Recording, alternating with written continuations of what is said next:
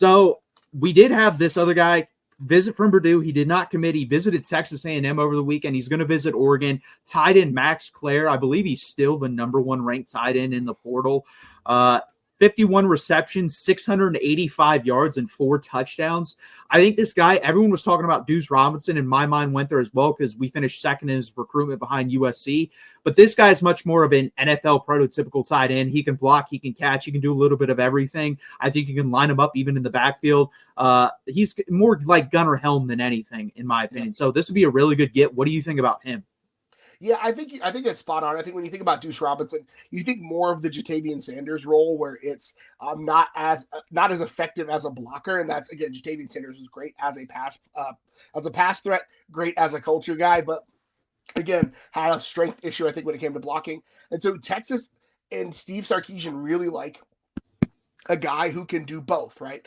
They need a guy who you don't have to rotate off the field when it comes to pass time, or isn't a liability, who doesn't get blown up on a wide receiver screen, which is what Gunnar Helm generally does not do. And so having a guy like Gunnar Helm who can backfill and be a consistent threat, especially, we're just going to say it, like, especially with Texas likely playing a first-year starter next year, having a good, solid-handed tight end that you can dump off to is a young quarterback's best friend, with Arch Manning presumably taking over next year. So having that kind of player at tight end is exactly what the doctor ordered.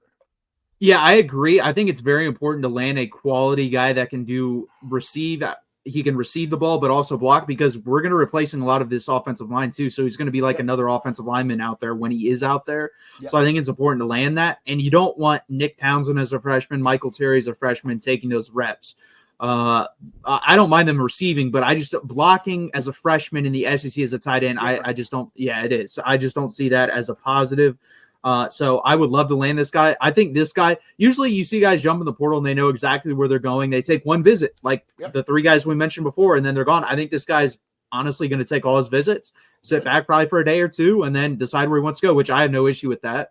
You're making an important decision. So it's going to be interesting where he does decide to go. Or guess what? We're battling some juggernauts here. We're battling Texas A&M. If that Micah Hudson's deal that I saw online is true, my God, they're willing to offer anything. And then Oregon, we know what they do. So it could be very interesting where he decides to go. Yeah, I'm not convinced that Micah Hudson message board post has much merit to it. But, I mean, it would not be the first time that Texas A&M overpaid for some players based on production. It is what it is, though, right? Like, Texas A&M is gonna throw out some money. They are at least off the field, as far as recruiting budget goes. Oil is doing well right now, I believe. Yeah. So they've got the ducats to try to shell it out if they need to. Yeah, 100%. Next up, we'll talk about a guy who was on campus today, Lee Hunter from UCF, correct? University of Central Florida. So this guy came in from Auburn, went to UCF. He's had a successful career in 2 seasons. 113 tackles, 20 and a half tackles for loss and 4 sacks. This is definitely more of the Alfred Collins role of a guy that can get upfield a little bit more. He's not bad versus the run. He's just able to get after the quarterback a little bit more than Cole Brevard. So I think this would be a nice addition to Cole Brevard, because then you got one guy that will plug up and then one guy that will be able to get upfield in the run game and in the pass game. So we'd already have one of each. We need one more of each, but still be nice to land this guy.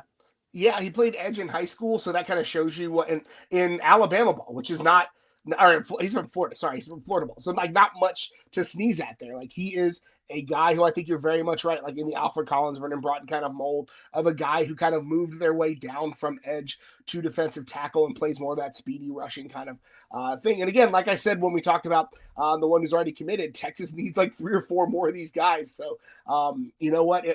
Don't let him leave. Just block the door, write him a blank check, keep him in Austin. Texas needs that skill next year because, again, the defense is going to need to get it done. So I need it.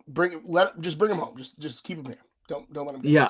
Yeah, we definitely do need him. It's going to be interesting. I have heard literally nothing about news about either him or the next guy we're going to talk about, and Eric Singleton, but I haven't heard any news. I hope it went well. We'll see. I haven't heard any other visits that he has planned, but he would definitely be an important piece. Like I said, the only thing I'm questioning about this defense is the interior. If we get that shirt up, I think it's still going to be a really good defense.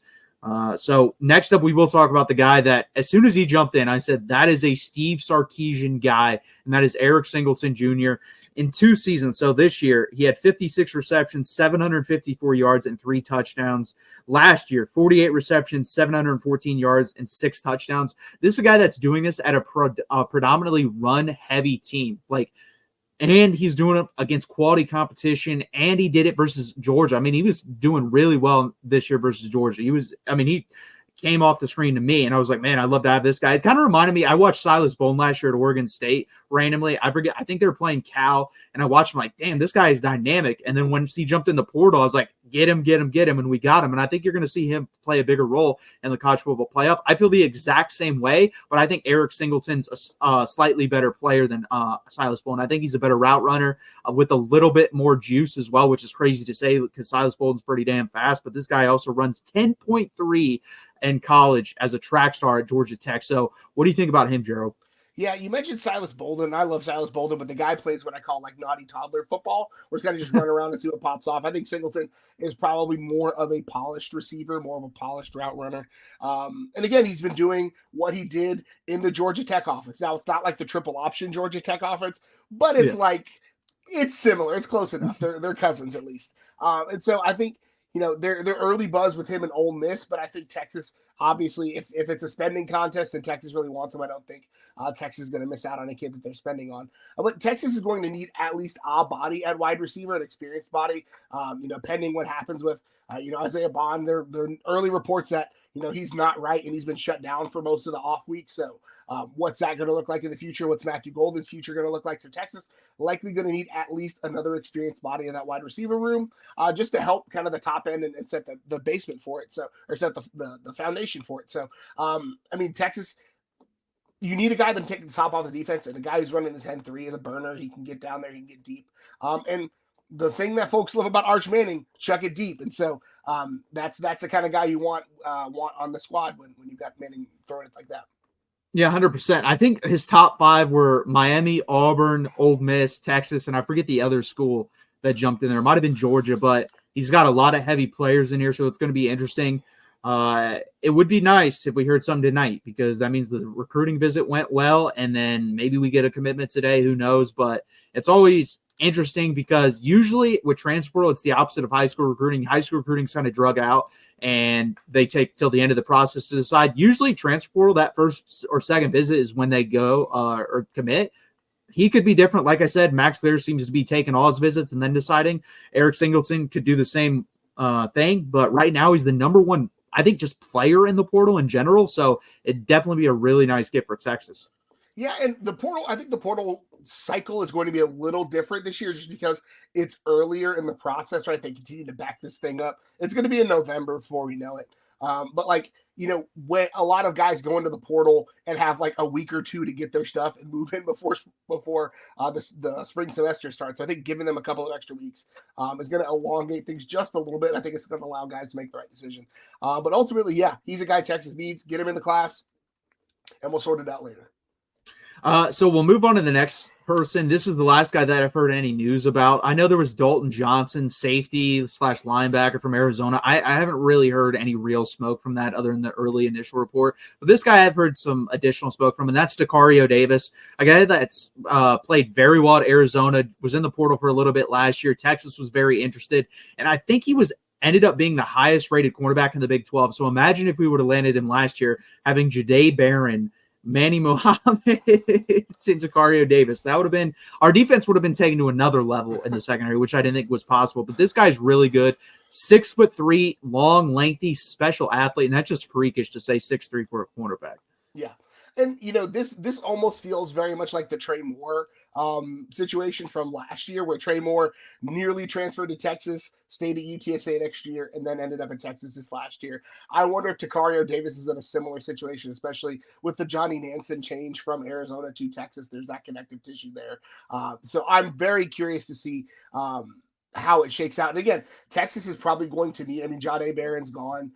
So you're going to need another body, another shutdown guy, another guy who can make plays at multiple spots. And for a guy like Davis getting into the SEC, you play at Texas for a year. And if things go well, you're looking at it, you're looking at a top 3, top 4 round draft situation for him. So that's a big up for him. Yeah, 100%. He could already, I know I've seen mock drafts of 3rd round for him already. So it could be one of those things. Explore the transfer portal. If I don't get the money I'm looking for, go to the NFL because he's going to get drafted in the top 100 picks. It's going to be interesting. But yeah, if he has a really good year next year, we're talking about a guy like Jahdae Barron last year would have been a 5th or 6th round pick, and he's going to be either late first, early second. Tacario Davis could do the same thing. He'd go from 3rd to 1st.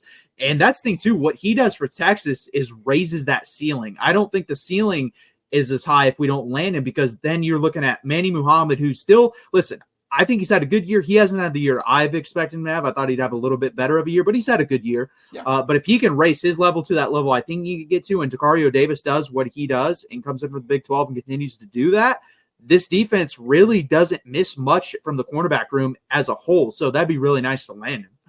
Yeah, and again, you cannot have too many talented and experienced skill players. Like experienced skill players, especially in the SEC.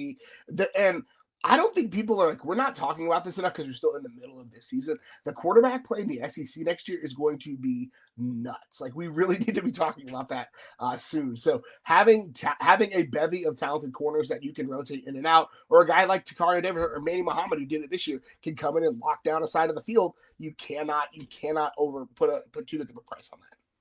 Yeah, this is the crazy thing about the SEC. So the Mississippi State quarterback, Michael Van Buren, goes over and he's willing to sit at LSU. I think Michael Van Buren next year could have been a top 6 or 7 quarterback in the SEC, and he's going to sit on the bench at LSU. So that was a really good move for them.